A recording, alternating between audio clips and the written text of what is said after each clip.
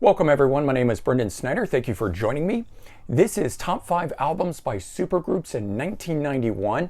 The early 90s were a really big time for supergroups. They were kind of seemingly everywhere, and whether they were compiled by the band themselves as a wish to collaborate, or by record label greed where they saw dollar signs, through name recognition, these bands would produce some of the best albums of 1991. I've got 5 of these that I want to go through with you, along with 2 honorable mentions, so really a total of 7. And before we do that though, if you're new to my channel and you haven't already hit the subscribe button, please click the button. Also leave a comment, hit like, all those things help support my channel. I would greatly appreciate it. And if you enjoyed the video or know someone that would, please share it. Also help get the word out about my channel that way. I would appreciate that as well. And of course, as I always say, by subscribing, you'll be able to stay up to date on all that's going on in the world of music, just like this with the top 5 albums by supergroups in 1991. Now I mentioned I had 2 honorable mention bands that I want to talk about, and the first one being The Law, 1991 debut album for these guys, and it featured 2 pretty big names here. We got Paul Rodgers on vocals from Free and Bad Company, and Kenny Jones on drums from The Faces and The Who, just to name a couple of the bands he's been in. Fantastic melodic rock and AOR with very soulful vocals from Paul Rodgers. The album itself was predominantly made up of other writers, other performers' songs. Only 3 of the 11 tracks were actually written by Paul Rodgers. And the song Miss You in a Heartbeat, which was actually written by Phil Collen and of course would later be re-recorded by Def Leppard themselves, that's on here.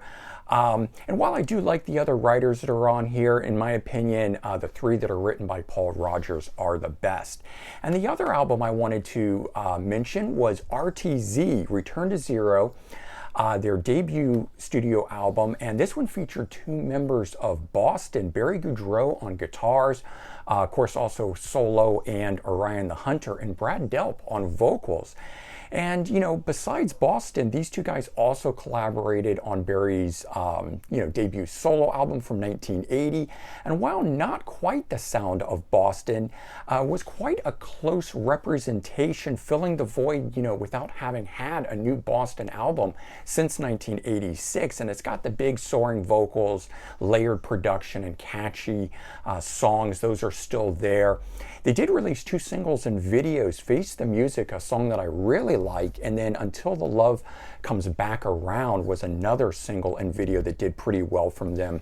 But unfortunately, the album did not scale the same heights as their previous band Boston, and soon Brad left to rejoin Boston for their 1994 Walk On album and tour, and at that point RTZ folded.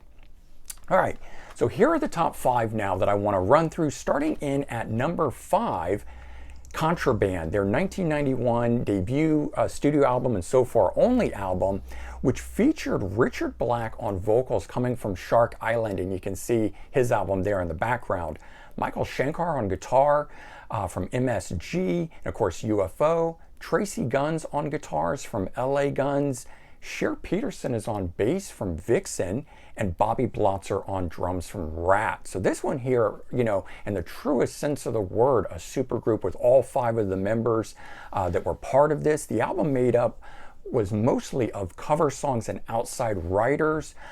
Track number 4 though, Bad for Each Other, was actually a re-recording of the Shark Island song written by Richard Black, the vocalist. So one song on here was written by one of the members, but otherwise it was covers and outside writers.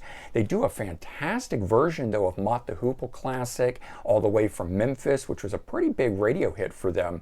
The album is just, good, fun, hard rock done in the glam metal, hair metal styling, that all these bands were part of.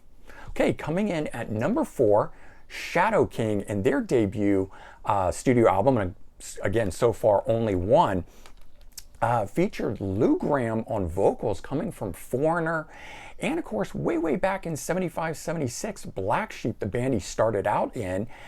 Vivian Campbell on guitars coming from Dio and Whitesnake, later to go on to Def Leppard, and he actually played with Lou Gramm solo, so that's how they made the connection. Bruce Turgon on was on bass, and he comes from Black Sheep 2 way back in the 70s with Lou Gramm, but played with Lou Gramm solo, and he would later go on to join Foreigner. And then you got Kevin Valentine on drums, and he was a pretty big session guy, having done a lot of work with Kiss, among others. The album itself is just solid melodic rock, very similar in vein to Foreigner. The band never toured the album, unfortunately, and only played live once. They did produce one single for it, I Want You, but I think there were far better tracks on the album, including the first two songs on here, What Would It Take and Anytime, Anywhere. Ultimately, when Vivian Campbell announced his decision to join Def Leppard, the band folded at that point.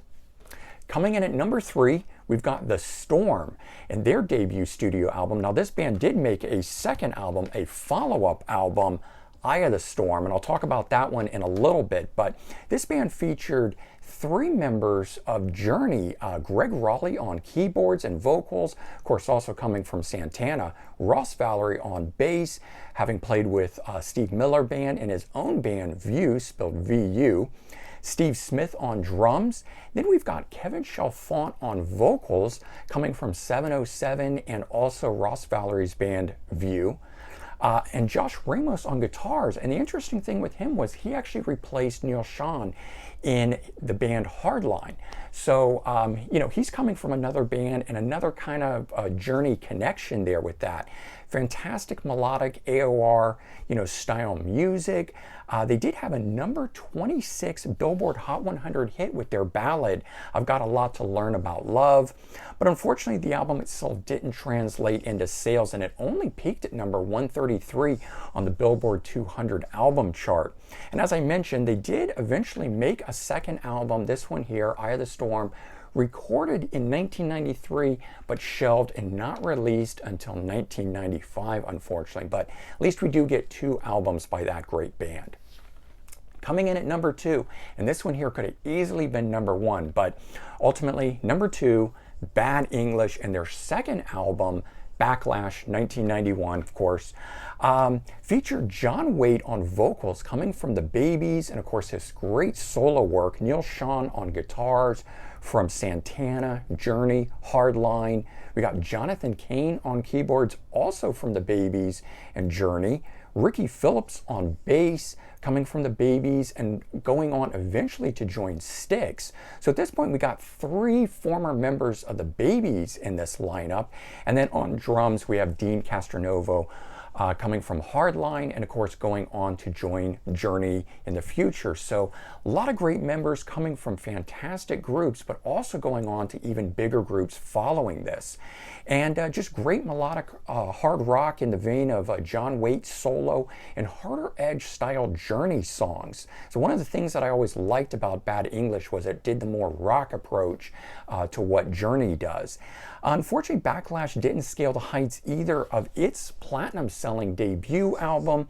The album itself peaked at number 72 on the Billboard 200 album chart. They did crack, or almost, I should say, crack the Hot 100 Top 40 with Straight to Your Heart. It got to number 42. And in my opinion, just a simply stunning album that really deserves more attention than it gets.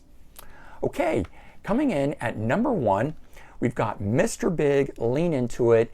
I don't think this is a surprise to anyone. An absolutely fantastic second album by these guys. The band featured Billy Sheehan on bass, coming from Talus, but more famously from the David Lee Roth solo band. Probably the most famous of all the members at that point. Paul Gilbert on guitars, coming from Racer X. Pat Torpey on drums, coming from Impellitteri, but also having played with Robert Plant, among a number of other high-profile musicians, and Eric Martin on vocals, having done a number of solo albums by this point. Hard rock music in the vein of the glam metal, hair metal stylings, but with a lot of virtuosity. Each of these guys on their respective instruments just did amazing things. and it really built on the qualities of the debut album. But in this case, I think they added more radio-friendly songs. Case in point, To Be With You, which went all the way to #1 on the Billboard Hot 100. Now this did it in 1992. Remember what was going on at that time with grunge and everything. So you have a band like this that was able to go to #1 on the charts in 1992, and the follow-up single, Just Take My Heart, was a top 40 single, going all the way to #16 on the Billboard Hot 100, also doing that in 1992, of course. So the album itself had legs, continued to sell well into 1992, despite the change in musical climate that was happening at the time. Ultimately, the album was certified platinum. So there you go. That is my top 5 albums by supergroups in 1991. I'm sure there are many others. You guys can give me your top 5 list or #1 pick, if you will. Let me know your thoughts on this. I hope everyone has a great day. I'll talk to you all real soon. Bye, everyone.